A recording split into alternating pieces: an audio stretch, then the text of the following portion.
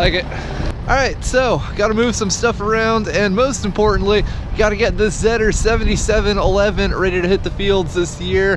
Hopefully this will be the first year I actually get to do real field work with this thing. And let's see, we'll give the, oh no, look at that water separator, it's disgusting. So what we're gonna do is flush the transmission in this thing. We've got to fix a leaky hydraulic cylinder, fix a leaky block heater, which, oh gross, was an eBay special that I kind of got the short end of the stick on, one could say.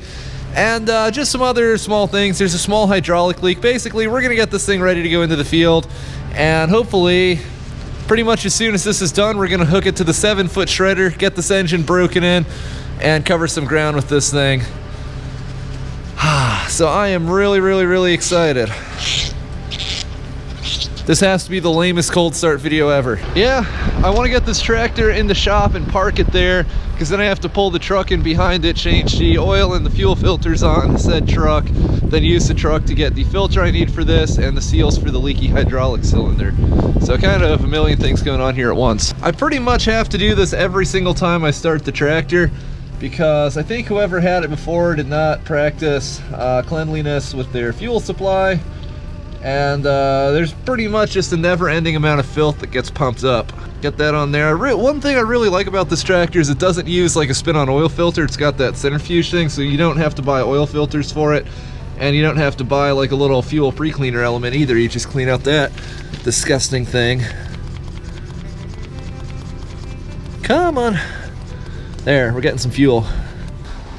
About 40 degrees this morning. I think it was like 38 or something when I checked my phone. So, yeah, not exactly a tropical cold start. You can do it, tractor! Oh!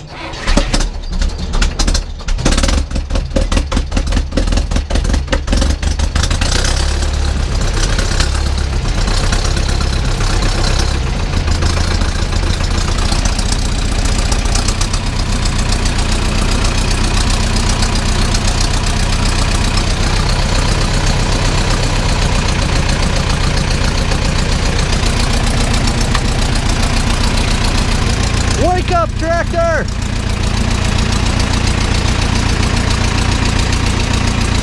Alright, that's bad.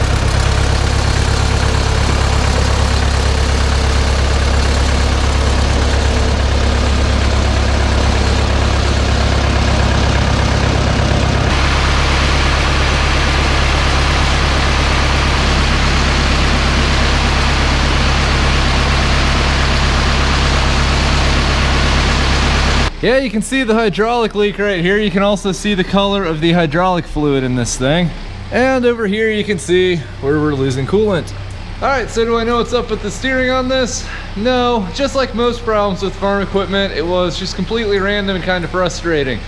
But, you know, when mechanic Steve and I put this tractor back together, we filled up the power steering reservoir, and it purged out a little bit of oil. I don't think we ever topped it off once all the air bubbles were out. I mean, maybe we did. I'd like to think we did, but I don't specifically remember doing that.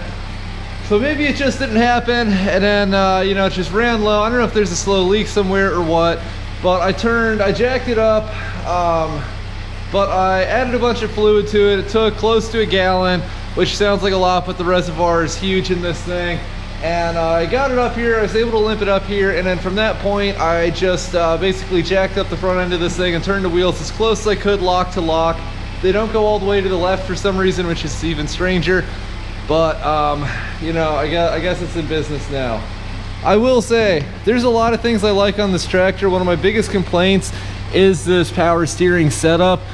It's really problematic. These don't last very long, and when they break, there is absolutely no one who will work on this system here in the US. I took this to, I had several different people look at it, and they basically told me they were clueless, or that they weren't even going to try, or something along those lines. So when it stops working, you're just gonna have to buy that whole like $700 RAM and have it shipped here from Eastern Europe. And that's what I did 2 seasons ago. So hopefully that's not what the problem is. If it is, to be honest with you guys, I'm probably just gonna delete the power steering off this thing because it is nothing but problems. Okay, so I don't actually know what this is, but I figure that this will be hopefully a pretty easy fix. I'm guessing this is some kind of like a pressure relief valve or something. And I hope it's as simple as there's a bad O-ring underneath this cover. That would be ideal.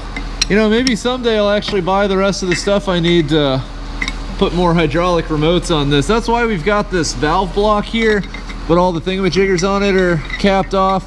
This tractor used to have a loader on it, but when the engine self-destructed, I realized that one, putting that loader back on was going to be a disaster, and two, I needed money for the engine to rebuild a lot more than I needed another loader tractor, and three, it was a Westendorf loader, and it was a horrible, horrible, horrible loader. But I'm not going to go on that rant now. I'll never buy anything from that company. They use the weirdest hydraulic hoses. Basically, they're proprietary. At least they were on that model. So you can't buy them off the shelf anywhere. And I had to have them custom made. It was like 50 bucks a hose or something. It was insane. All right. Yeah, I don't really know what's underneath this. So we're kind of learning together here. Oh, that smells terrible. If you think this fluid is bad, oh yeah, it's just an O-ring. Ah, sweet. If you think this fluid is nasty, you should have seen what came out of here. This is milkshake oil. What came out of the tractor when I first got it was milk oil. And believe it or not, this is a step in the right direction. I think one good flush and that'll be taken care of. So the block heater on this thing has been a source of problems pretty much at least since we rebuilt the engine on this thing. I can't remember why I replaced the block heater that was on it. When we rebuilt the engine, I think it was a matter of it was just like super crusty and I wasn't sure it was going to seal properly. And the one that I bought to replace it with was damaged goods essentially. When I got the thing, someone else had already used it. So there's this steel clip which is supposed to suck this thing in against the side wall of the engine block, and someone else had already done that with it. So basically I could never get it to seal right. Until I did, and I was like, oh, you know, this is great, this is in here. And then I'd sent this tractor to Mechanic Steve's place last summer. He put a new bearing in the rear end and did some other stuff. He decides one day he's going to test drive it, and according to him, the block heater launched. Like, it flew, got air, gone. It was just pew, just like that, like in a cartoon. And it was gone. And so he puts it back in here. He's like, oh, yeah, it should be fine. And of course, it's leaking again. So, you know, this is what we're up against. You can see we got coolant going down the block and nasty filth coming out from there. And yeah, so this is a 1 3/4 inch block heater, so it's a pretty standard size.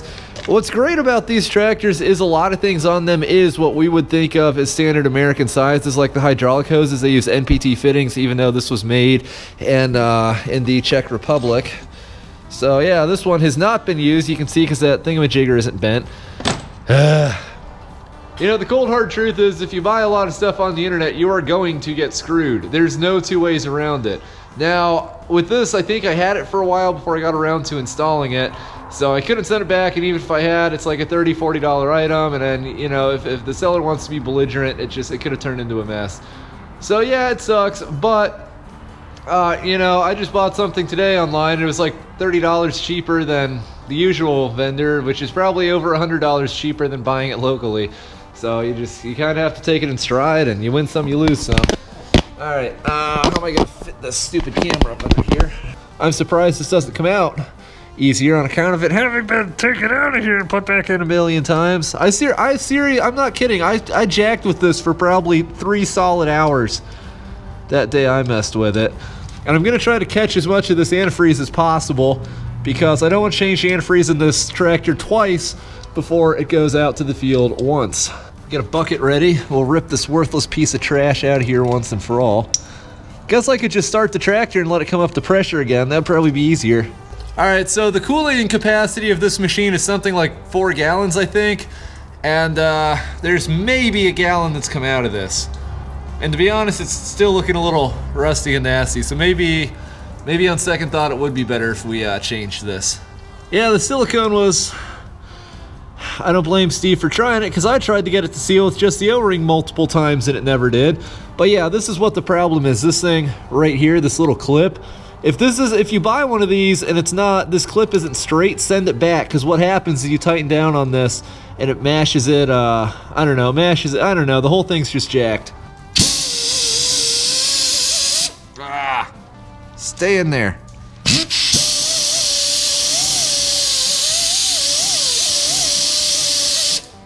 Alright, that was a job to keep one's mouth closed for.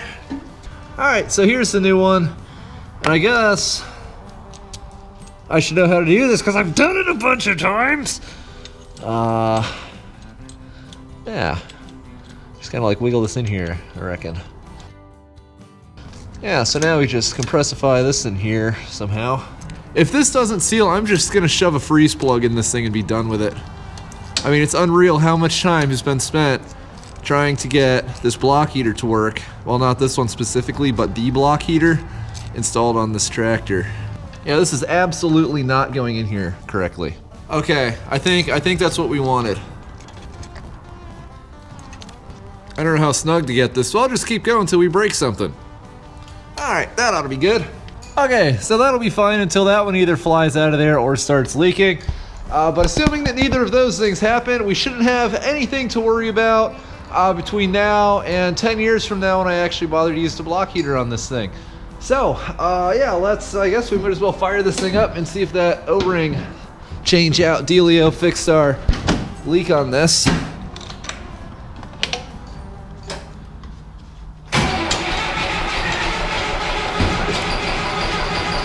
Oh, I usually give that hand primer a couple chooches. I love the way this thing sounds. All right, now I'm going to top off the coolant now that it's circulating, and I guess in the meantime we'll just watch for this to start leaking.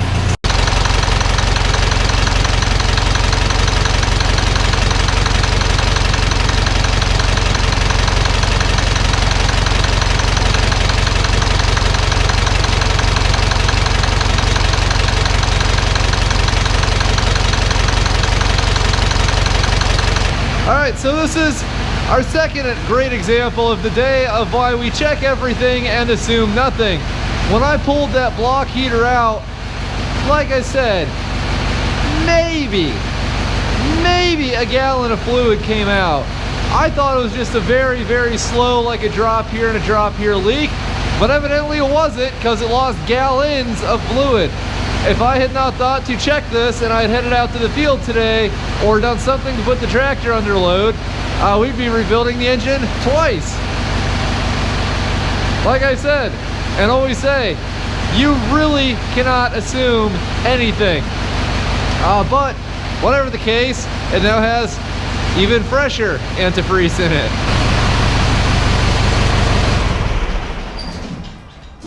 So, I expect the level of fluid in that to go down some as air pockets are found and purged from the system. But for now, it's looking about as good as it's going to. I've been kind of multitasking today. Let's see if this is leaking. No, it looks good. There's no goop running anywhere. I sprayed it down with some brake clean just to knock off the old hydraulic goop. And I don't think we're seeing any. There's a little bit of wetness here, but that could just have been residual hydraulic goop because I didn't really spray it down all that much. I pretty much just hit it really fast. But the point remains, previously, I mean, and you guys saw it, there would have been a stream, a slow stream coming down this, and now there's nothing. There's not even a drop. Sometimes all it takes to get a machine in field-ready condition is to replace a perfectly fine-looking O-ring with another perfectly fine-looking O-ring. Now there is some bad news. I'm looking at this, and the repair yesterday changing out this O-ring, as you can see, more fluid everywhere. So that literally did not even last for one day, which is kind of frustrating. But when I was tightening that down, I was like, man, that's really mashing that O-ring down pretty thin.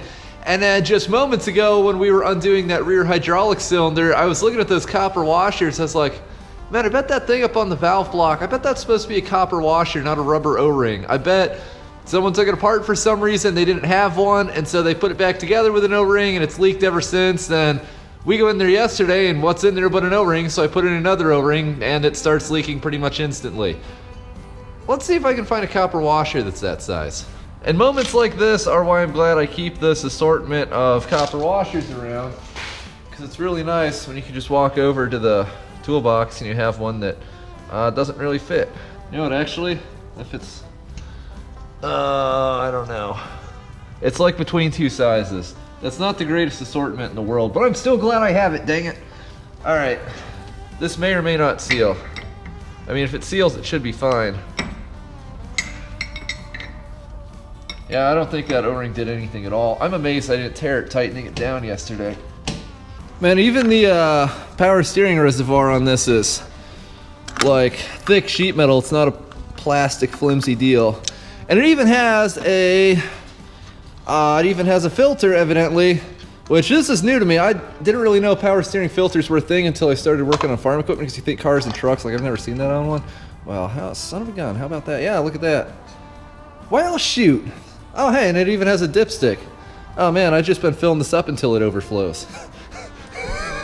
Sorry, tractor. Man, I know for a fact that I could have gotten this filter aftermarket, because like I said, that's how I found out that it exists. But it was worth paying the extra money at the dealer. Come on. Whoa. Does it thread in or something? But it was worth paying the extra money at the dealer, because then I could ask the guy there, you know, where it goes. I'm sure I would have figured it out, but I was gonna guess, it's like an inline deal or something. What in the world? It's like it doesn't thread in, but it certainly doesn't just lift out. Whoa. Okay, all right, we're good. Oh, all right, that may or may not be part of the filter. Hope it isn't. I mean, that doesn't really look that bad. Just stick it in for another 20 years. Well, hopefully it is full of filth, and that's why the power steering wasn't power steering. Yeah, you know, actually, you probably can't see this. If you look deeper down in this pleating, it does look kind of dark down in there. So maybe there's just a lot of sediment, like smaller stuff down in there. Is there a... okay. Let's see where... Oh, shoot, where did I just had the new one. There it is. Okay, let's... Yeah, all right, so there's a metal deal on both sides. Ah, dang it, that means the old one's broken. Oh, I'm gonna need some of those absorbent things. Oh, and it's the red fluid. It looks like a murder scene in here. Ah, it's even on the camera! All right, so the metal thing lifted off of this previously, as y'all saw, I think. And then when I took it out, the metal thing on the bottom came out also. So I'm pretty sure the steel plate is not supposed to come apart, but it, like I said, it pretty much fell off the old filter on both sides. So I'm guessing it's been in there for long enough for the fluid to eat away at that glue or something. I don't have a clue. Okay, well. All right. Well, we all learn something new every day.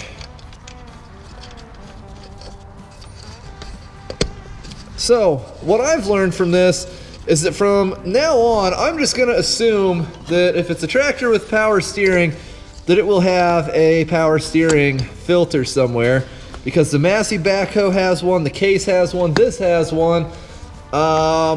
I think that actually is every old tractor, quote unquote, that I have with power steering, and it has a filter. So now we know.